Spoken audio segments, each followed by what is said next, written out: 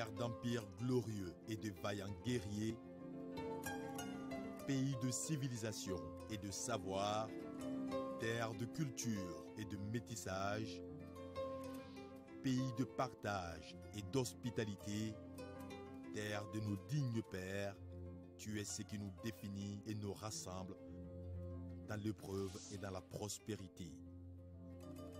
Comme un seul homme et pour un seul destin, nous ferons de toi, Mali, une terre de paix.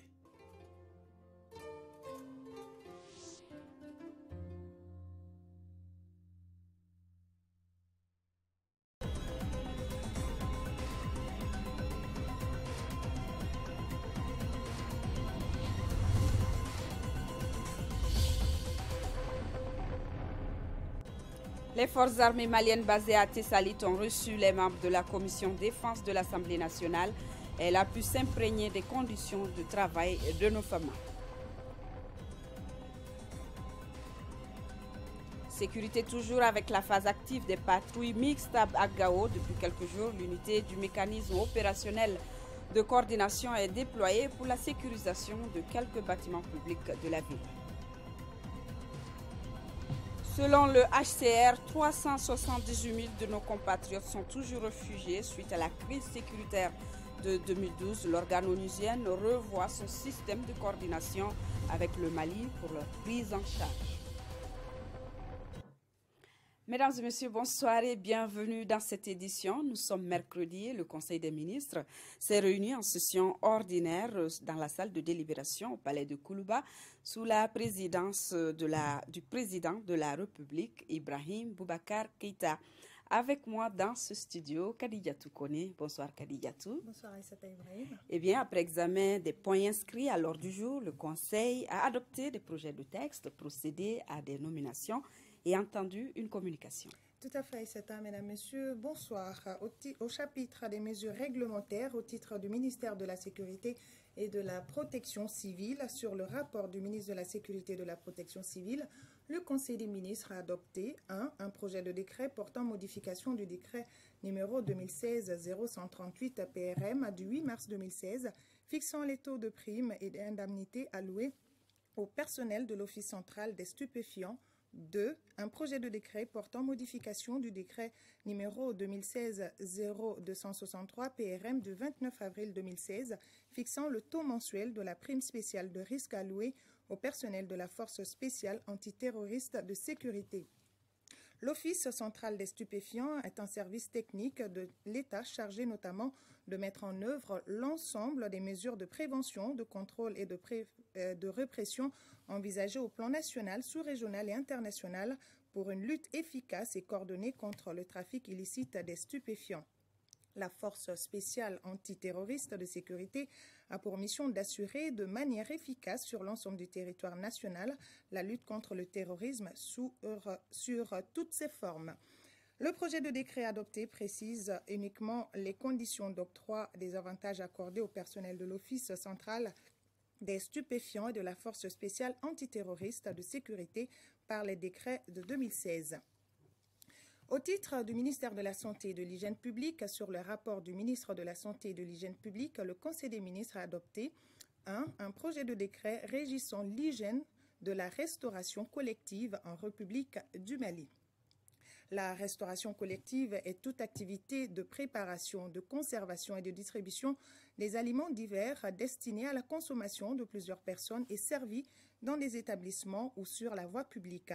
Le projet de décret fixe les conditions d'hygiène devant être respectées par les établissements de restauration collective et les points de vente des aliments sur la voie publique. Il détermine les obligations des responsables des établissements de restauration collective et des services techniques de l'hygiène publique. Il fixe des sanctions applicables en cas de violation des conditions d'hygiène prescrites. L'adoption du présent projet de décret entre dans le cadre de l'amélioration de l'hygiène de la restauration collective et contribue au renforcement des mécanismes de prévention des risques sanitaires dus à la consommation des aliments vendus dans les établissements de restauration collective et sur la voie publique. 2. Un projet de décret régissant l'hygiène de l'habitat en République du Mali. L'hygiène de l'habitat est l'ensemble des pratiques et mesures prises par les ménages pour préserver leur santé contre les effets nocifs résultant des facteurs physiques, biologiques et chimiques. Le présent projet de décret fixe le cadre juridique et institutionnel de l'hygiène de l'habitat. Il soumet les propriétaires et les occupants des maisons à usage d'habitation au respect d'un certain nombre de normes relatives, notamment au niveau de l'aération, à la luminosité, à la ventilation des locaux et à la disponibilité de l'eau potable. Il détermine les modalités de traitement des déchets domestiques. Le présent projet de décret réglemente les rapports de bon voisinage en milieu urbain et rural. Il fixe également les sanctions applicables en cas de violation des règles relatives à l'hygiène de l'habitat. Il contribue à la réduction des menaces sur la santé des ménages par l'amélioration du cadre de vie des populations. L'adoption des projets de décret relatifs à l'hygiène de la restauration collective et à l'hygiène de l'habitat participe de la mise en œuvre de la politique nationale d'hygiène publique.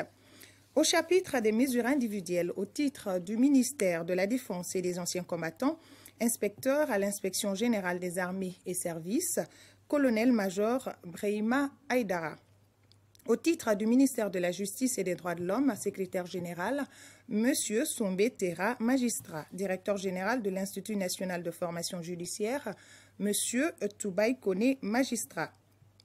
Au titre du ministère de l'Agriculture, directeur général de l'Office de protection des végétaux OPV, M. Demba Diallo, ingénieur d'agriculture et du génie rural. Président directeur général de l'Agence d'aménagement des terres et de fourniture de l'eau d'irrigation, M. Lamissa Diakité, maître de recherche. Directeur général de l'Agence de développement rural de la vallée du fleuve Sénégal, ADRS, M. Oumar Berté, ingénieur d'agriculture et du génie rural. Au titre du ministère de l'énergie et de l'eau, conseiller technique, M. Drissa Samake, ingénieur de l'industrie et des mines. M. Famakan Kamisoko, ingénieur de l'industrie et des mines. Au chapitre des communications, au titre du ministère du Travail et de la fonction publique, sur le rapport du ministre du Travail et de la fonction publique chargé des relations avec les institutions, le Conseil des ministres a examiné une communication écrite relative au programme de développement institutionnel PDI deuxième génération et son plan opérationnel 2017-2021. De l'indépendance à nos jours, le Mali a mis en œuvre plusieurs réformes administratives et institutionnelles en vue de s'adapter aux exigences du développement.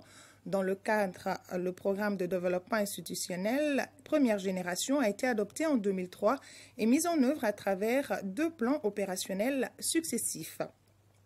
Ce programme visait l'amélioration de la qualité des services rendus aux usagers et le renforcement de l'état de droit. La deuxième génération du programme de développement institutionnel contribuera à la consolidation et au renforcement des acquis du premier programme. Il vise notamment à promouvoir la culture de résultats, à améliorer davantage les relations entre l'administration et les usagers des services publics.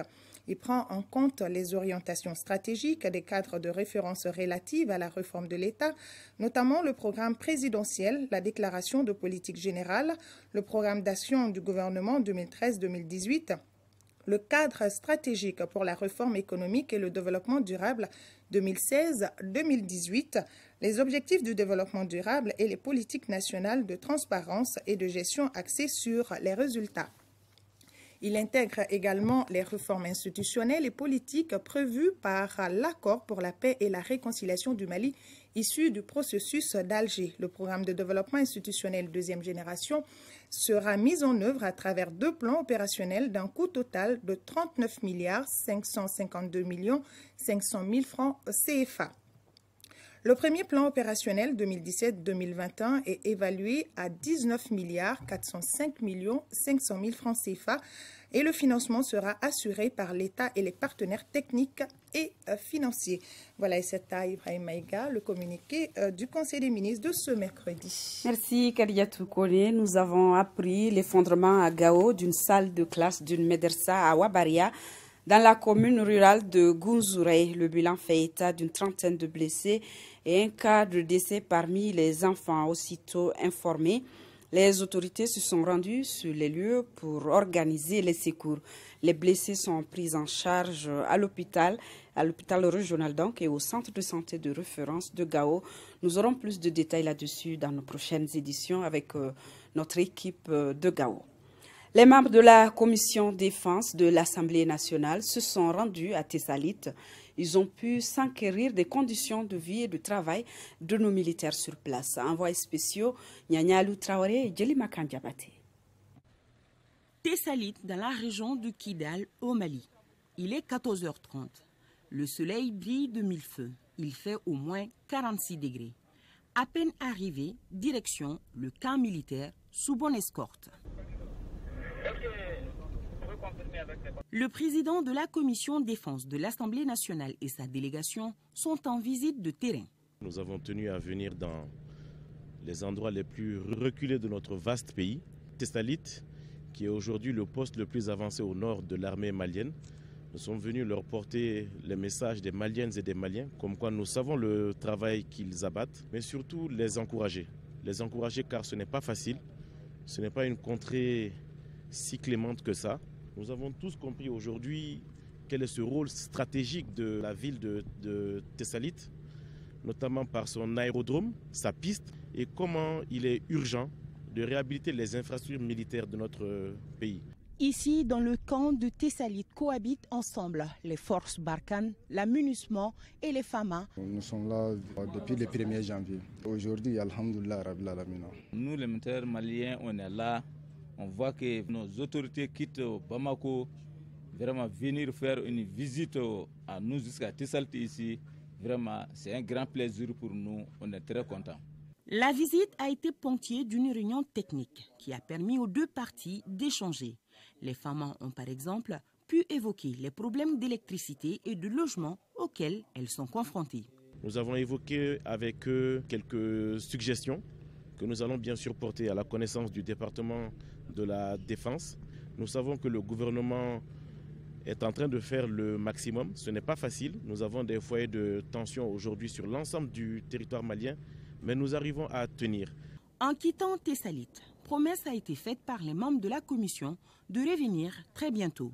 Notons la remise aux hommes de troupes d'une enveloppe symbolique. La phase active des patrouilles mixtes lancées le 23 février dernier serait-elle entrée en vigueur? Certainement, car depuis quelques jours, les populations de Gao assistent à un déploiement de l'unité MOC devant certains bâtiments publics et à travers la ville. Une équipe de RTM Gao conduite par Drissa Kone est allée savoir plus. Après le lancement officiel des patrouilles mixtes à Gao le 23 février dernier, rien ne semble arrêter la détermination des éléments à conduire le processus pour offrir aux populations un climat de sécurité et de sérénité. Pour illustration, il n'est pas rare de voir le déploiement d'unités MOC devant certains bâtiments, comme ici au conseil régional, mais aussi dans certains recoins de la ville, et cela nuitamment. Les MOC a pour mission de sécuriser les autorités intérimaires, sécuriser les sites de cantonnement, sécuriser les populations et dépatrouiller éventuellement. Toutes ces activités assurent les populations qui attendent beaucoup de ces patrouilles au moment où l'insécurité récurrente inquiète plus d'un dans la cité des Askia. C'est l'entrée du boulevard de la paix et de la réconciliation, ces patrouilles mixtes. Et l'État a beaucoup travaillé là-dessus. Il a fait beaucoup de sacrifices. Vraiment, il en a fait son affaire pour que tous les Maliens soient à l'aise. Ça nous a fait beaucoup de plaisir parce qu'avec les patrouilles mixtes, ça nous permet, nous les femmes, de circuler librement pour aller de village en village pour faire les marchés. La motivation des combattants dans ce processus de sécurisation des personnes et de leurs biens ne fait aucun doute et l'accompagnement de la population doit se hisser au même niveau. L'appel que je lance aux populations aujourd'hui, c'est d'appuyer le MOC dans ses missions et que les populations sachent que le MOC est là pour elles, pour ramener la paix dans le nord du Mali et dans le Mali en général. Cette dynamique enclenchée prouve à suffisance la volonté manifeste de l'ensemble des partis à aller rapidement vers l'instauration d'une paix définitive.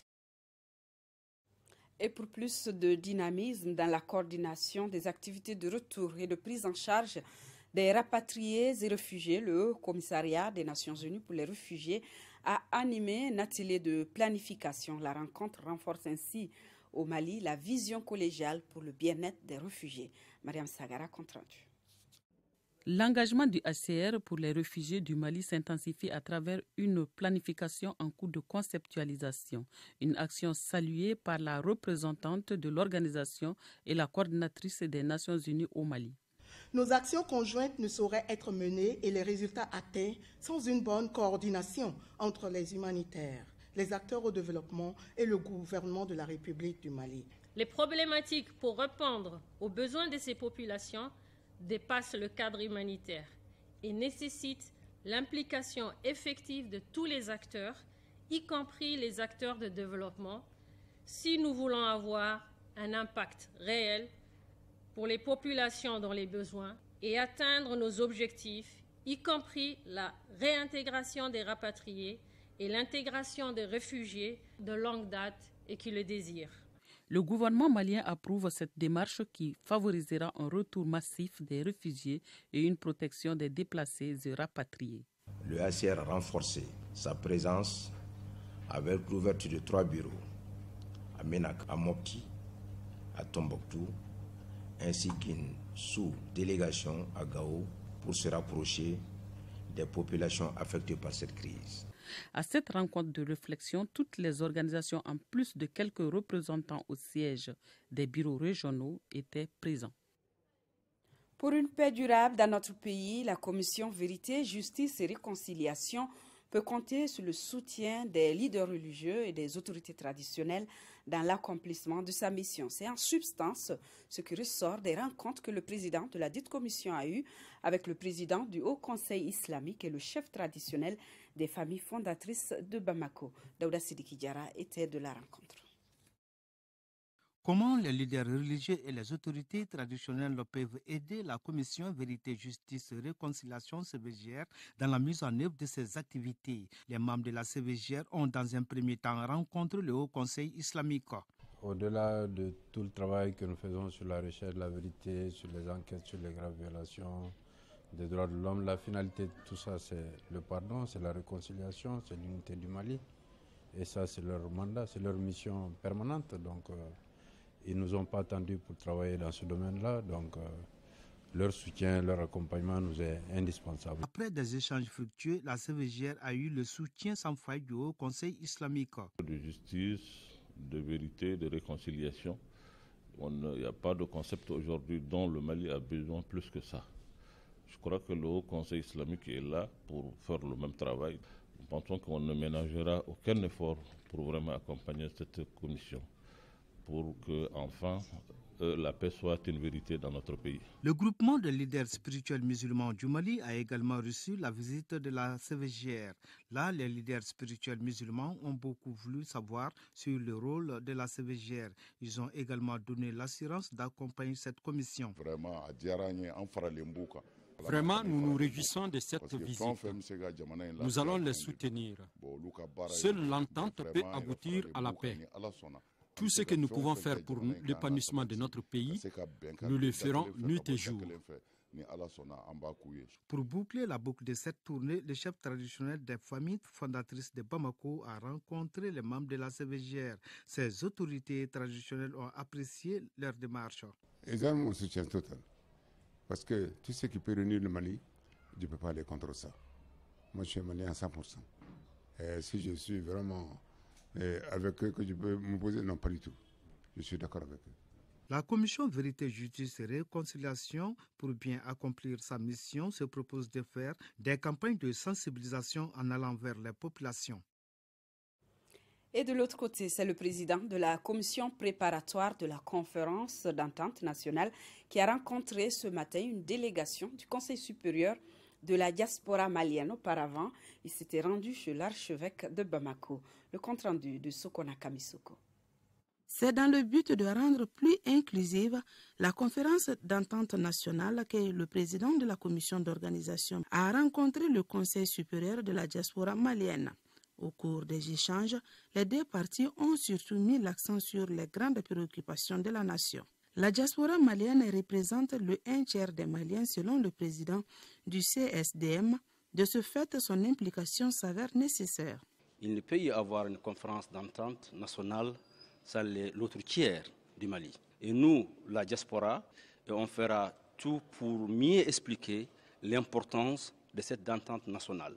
J'invite tous les Maliens, de là où ils se trouvent, qu'il est indispensable de s'entendre et surtout parachever le processus qui a commencé depuis très longtemps. Après la rencontre avec la délégation du Conseil supérieur de la diaspora malienne, le président de la commission d'organisation Baba Akib Aïdara s'est rendu à l'archevêché. Nous avons été très touchés et très sensibles à sa visite et surtout ce qu'il nous a dit. Donc on n'était pas informé de certaines choses par rapport aux démarches qui ont été faites pour la préparation de cette conférence d'entente et il nous a informé largement de tout ce qui se fera et de tous les contours, tous les problèmes donc, autour de cette conférence-là. Et en tout cas, nous lui avons assuré de notre participation et particulièrement de nos prières. Les deux parties ont réitéré leur accompagnement au président de la commission d'organisation de la conférence d'entente nationale pour la réussite de la rencontre. Audience au Conseil économique, social et culturel, son président, Boulkassoum Aïdara, a reçu le professeur Rokia Sanogo, lauréate du prix Kwame Nkrumah de l'Union africaine, et aussi les responsables de l'association malienne des villages SOS. Le compte-rendu des audiences, c'est avec Modibo Mariko. Professeur Rokia Sanogo, lauréate des deux prix, le prix Kwame Nkrumah de l'Union africaine et le prix du ministère de la promotion de la femme, de l'enfant et de la famille. J'ai tenu à venir voir un de nos pères académiques, le professeur Haïdara, qui est président d'une institution, parce que ce prix est un prix pour ma carrière professionnelle.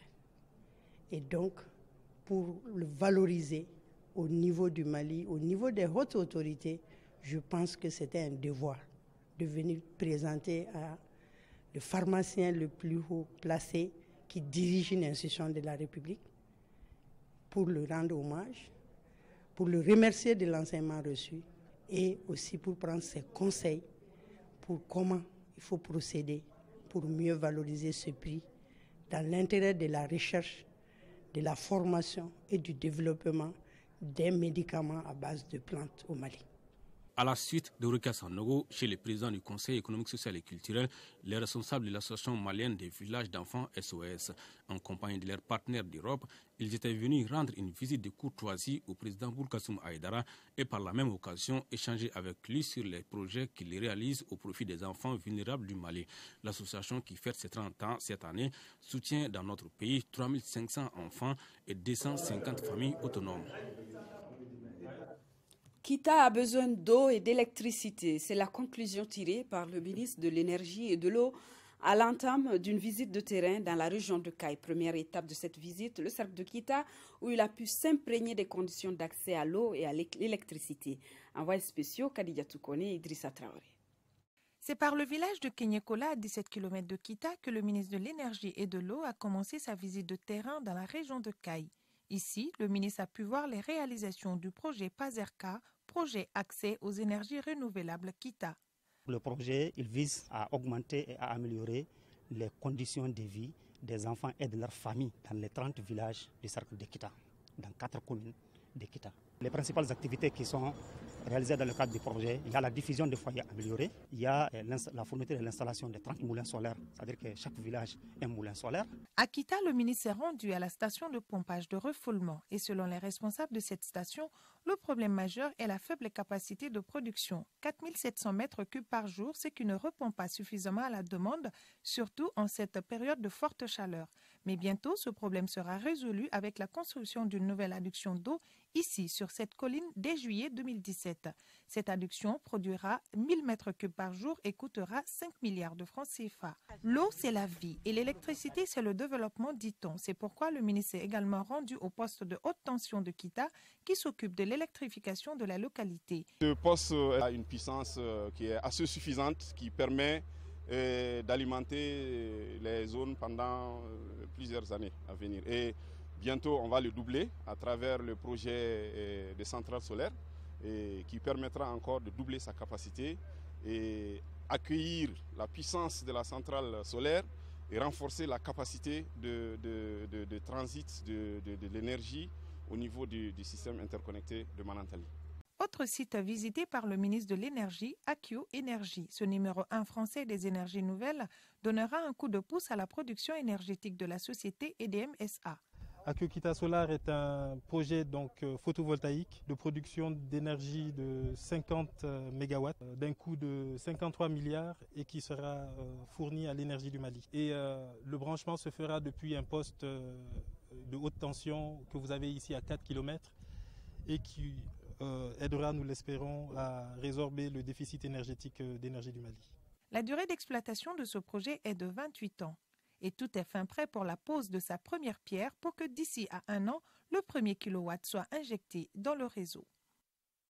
Lancement ce matin d'un programme sur la sécurité alimentaire et l'entrepreneuriat féminin. Le programme en question est financé par l'USAID, se déroule en 2 volets. L'assistance et le mentorat, 2 thèmes seront dispensés aux femmes entrepreneurs pendant la durée du projet, nous signale Fatoumata Kone. Elles sont près de 500 femmes à bénéficier du programme pour la sécurité alimentaire et l'entrepreneuriat féminin. Grâce à cet appui de l'USAID, ces femmes entrepreneurs pourront exercer des activités génératrices de revenus. Ce projet consiste à renforcer la capacité des entrepreneurs travaillant dans le domaine agricole et puis les entrepreneurs femmes afin qu'elles puissent être en mesure d'accéder à des crédits. En décidant de mettre la femme entrepreneur au centre de vos préoccupations, vous contribuerez sincèrement à augmenter le taux de femmes entrepreneurs en leur permettant d'accéder au crédit et à mieux gérer leurs entreprises. Le programme comprend 2 volets, l'assistance et le mentorat. Le mentorat est une activité à travers laquelle on met en contact des entrepreneurs. Pour le cas présent, c'est des entrepreneurs femmes assez expérimentés. Nous les mettons en contact avec des entrepreneurs qui sont à leur début pour que celles qui sont expérimentées puissent transférer leurs capacités, mettre en confiance les mentorés pour que celles-ci aussi puissent être dans une situation à pouvoir accroître les bénéfices de leur activité économique.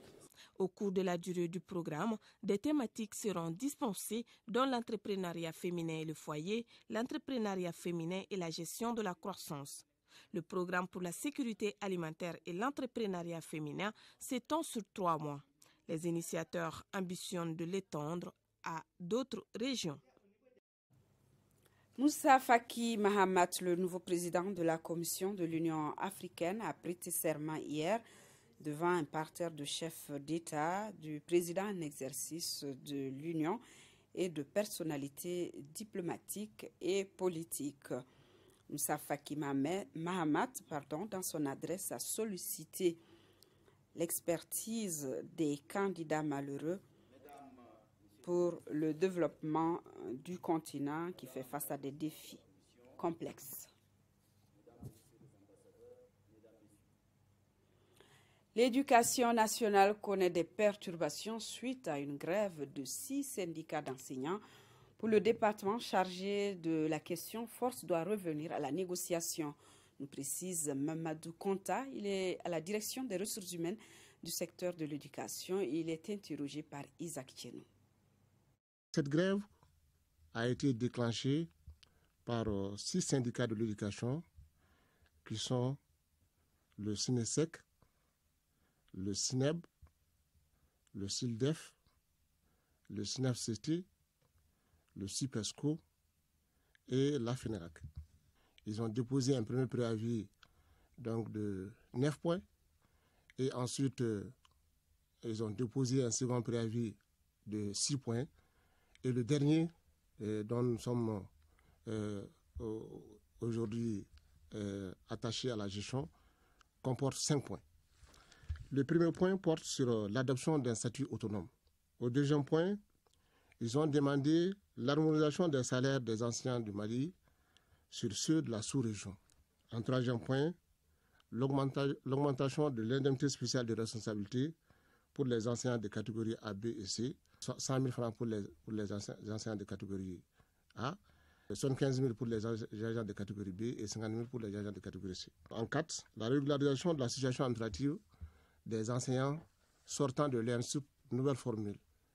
Et le 5e point concerne la conformité de la relecture de l'arrêté 3282 du 11 août 2016 avec les recommandations de la lettre de protestation des syndicats. Le point essentiel qui a constitué l'objet du blocage dans ces négociations, c'est surtout le qualificatif du statut, la nature du statut.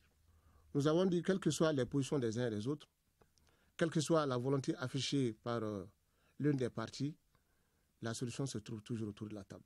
Et donc, la solution que nous envisageons toujours, c'est d'appeler effectivement donc nos amis du syndicat, nos collègues du syndicat enseignants, à accepter effectivement à revenir à la table de négociation, conformément à ce qu'on avait convenu dans le procès verbal de conciliation. Donc, pour que, avec la participation de l'ensemble des membres de la commission, nous puissions poursuivre les travaux et aboutir aux propositions que nous allons soumettre vraiment au gouvernement.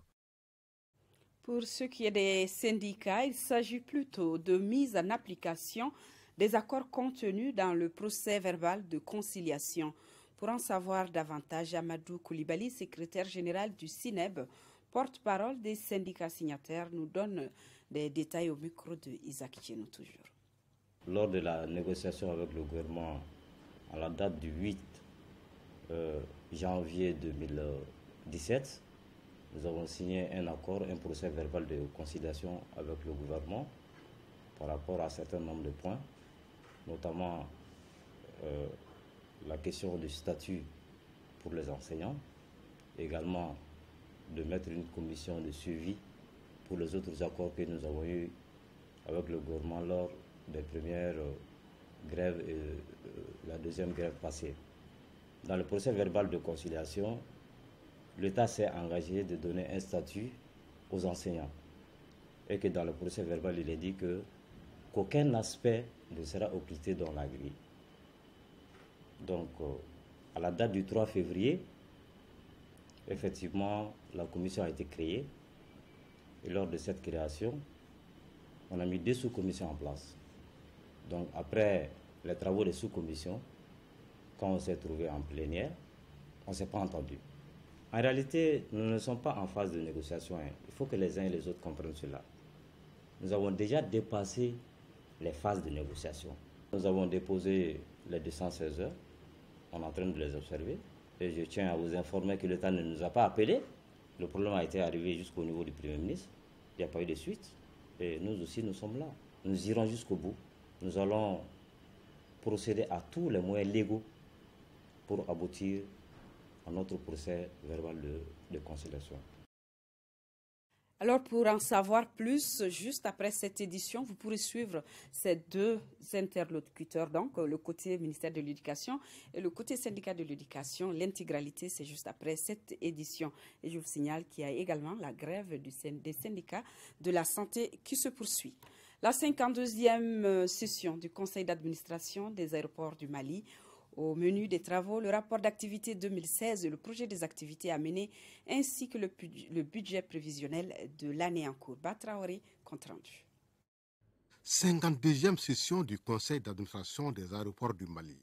Elle se tient dans un contexte d'amélioration de la situation sécuritaire. La pleine participation à la réussite du sommet Afrique-France et l'assistance continue à la mission multidimensionnelle et intégrée des Nations Unies pour la stabilisation au Mali sont parmi les grandes réalisations de l'exercice écoulé. Le transfert des activités de l'ancienne aérogare à la nouvelle aérogare a été aussi un défi énorme relevé. Ce transfert des activités a permis non seulement de redorer l'image de l'aéroport du Mali, mais principalement d'offrir un service de meilleure qualité aux usagers, aux partenaires et aux clients de l'aéroport international président Modibo Keïta Sénou. Cela a également amélioré les conditions de travail du personnel. Les ressources générales ont connu une augmentation de 7% et les charges une baisse de 6% par rapport à 2015. Pour l'année 2017, 7,86 milliards de francs CFA de ressources, plus de 6 milliards de francs CFA de dépenses et 700 millions de francs CFA pour les investissements sont prévus pour les activités au programme. Nous nous engageons pour la réalisation des activités suivantes en 2017. La finalisation des travaux et l'exploitation technique et commerciale de la nouvelle aérogare. L'exploitation optimum de l'ancienne aérogare, l'adoption d'une bonne politique de communication avec les partenaires, la diversification, l'amélioration et la sécurisation des redevances et des ressources. Le développement des services d'accueil, la coordination des activités des organismes et partenaires du transport aérien, la préservation et le développement durable des domaines aéroportuaires sont entre autres missions de la Société Aéroport du Mali. S'assurer des conditions d'abattage et d'approvisionnement des populations en viande de bonne qualité, c'est l'un des objectifs de cette visite conjointe État-collectivité à l'abattoir de Sikasso, une visite bénéfique d'ailleurs pour l'abattoir qui a reçu un camion moderne de transport offert par la commune urbaine de Sikasso, le compte-rendu de Daouda Diakité. L'abattoir régional de Sikasso est situé à quelques encablures du centre-ville sur l'axe Sikasso-Bobo-Dioulasso. C'est une structure de production et de transformation de viande et des sous-produits d'abattage. Il a été mis en place en 1985 par le gouvernement pour améliorer les conditions d'abattage, de santé vétérinaire et d'acheminement de la viande aux consommateurs. C'est une visite conjointe, collectivité et État, pour voir ensemble qu'est-ce qu'on peut faire pour une gestion de proximité, pour pouvoir améliorer les conditions de travail du personnel de l'abattoir et que la population puisse vraiment consommer de la viande saine. La visite a été suivie d'une remise de camions de transport de viande que la mairie, dans le cadre du jumelage avec Brive-la-Garde, a eu. De la salle de séchage des pots au bloc d'abattage, en passant par la pompe d'épuration et l'incinérateur, rien n'a été épargné par la délégation. Et les difficultés ne manquent pas. Et les priorités aujourd'hui, c'est le problème d'eau. Parce que notre château a besoin de réparation, a besoin d'entretien. L'abattoir, c'est les moyens. Et les moyens, avec une moyenne de 30 bovins abattus et 60 bovins caprins abattus par jour, je vous assure que c'est très difficile. En quittant les lieux, le chef de l'exécutif dit avoir pris bonne note des doléances formulées avant d'inviter les acteurs concernés et autres personnes de bonne volonté à une synergie d'action pour que l'abattoir puisse faire face aux défis qui l'assaillent et répondre au mieux aux attentes des populations du Kénédougou. À Ségou, les directeurs des agences de développement régional de Kidal, Gao, Mopti et Ségou se sont engagés avec le Centre de formation des collectivités territoriales pour la promotion du développement régional et local. C'est à la faveur de la signature d'une convention pour l'atteinte des objectifs que leur sont assignés. Fousseini Samake, depuis Ségou. À travers cette signature de convention, les directeurs des agences de développement régional de Ségou, Mopti, Gao et Kidal, ainsi que les responsables du Centre de formation des collectivités territoriales, s'engagent à collaborer en vue de réaliser des synergies pouvant contribuer à l'atteinte des objectifs qui leur sont assignés. Ce partenariat s'inscrit dans la recherche de la décentralisation et la bonne gouvernance au Mali. À travers cette cérémonie, il s'agit de matérialiser la volonté commune de deux institutions ayant quasiment la même vocation et qui, de ce fait, s'engagent résolument à mutualiser leurs efforts, leur intelligence et leurs moyens pour traduire en actes concrets cette volonté. Je suis persuadé que ce cadre partenarial ainsi matérialisé servira de tremplin pour booster le développement tant attendu des collectivités territoriales dans un climat de paix et de réconciliation nationale. Le président de l'association des régions du Mali, Siaka Dambélé, et le gouverneur de la 4e région ont apprécié ces partenariats qui devraient booster le développement régional et local des régions concernées. Ceci est d'autant plus nécessaire qu'aujourd'hui, l'une des insuffisances notoires des collectivités territoriales reste leur faible capacité dans l'exercice de la maîtrise d'ouvrage du développement régional et local. Notons que les centres de formation des collectivités territoriales et les ADR sont des structures créées par l'État pour accompagner les collectivités territoriales en vue de favoriser la réussite de la décentralisation au Mali. En 5e région, les personnes vulnérables déplacées ou rapatriées viennent de bénéficier de l'assistance du ministère de la Solidarité et de l'Action humanitaire. La cérémonie de haute portée sociale était présidée par le directeur de cabinet du gouverneur de la région de Mopti. Le compte-rendu de Mahamar Ibrahim Touré. Cette distribution de vivres composée de 32 tonnes de riz et de 78 tonnes de mil dans la région de Mopti concerne les populations rapatriées dans la zone de Haïré Boni, celle des fractions Kel Inablahana, Kaliba et Kel Ilou, de Borémor et la commune de Koriansi. Elle concerne également la population flottante de Karawassa et la commune de Diaptoji dans le cercle de Douanza, les populations déplacées internes de Diafarabé et Diabozo. Elle est une initiative du ministère de la Solidarité, de l'Action humanitaire à travers sa direction régionale de développement social et de l'économie solidaire des Mopti. Nous avons toujours des populations du fait de l'insécurité, des populations déplacées, des populations rapatriées. Et en plus, nous avons aussi les conflits intercommunautaires qui sont ajoutés maintenant, qui a augmenté encore le lot des déplacés. Et vu cette situation, le ministère de la Solidarité et de l'Action humanitaire nous a autorisé à venir en aide à ces populations, en vivre. Je remercie le ministère de la Solidarité et de l'Action humanitaire. Je remercie les forces armées maliennes de sécurité de leur retour des déplacés. Les représentants du maire de la commune urbaine de Mopti et les autorités ont apprécié et salué à juste titre cette action de haute portée sociale. Au nom des populations vulnérables de la région de Mopti, nos sincères remerciements au gouvernement de la République du Mali pour son investissement dans sa noble mission de protection des populations, surtout des populations vulnérables. L'opération de distribution va concerner 16 641 personnes.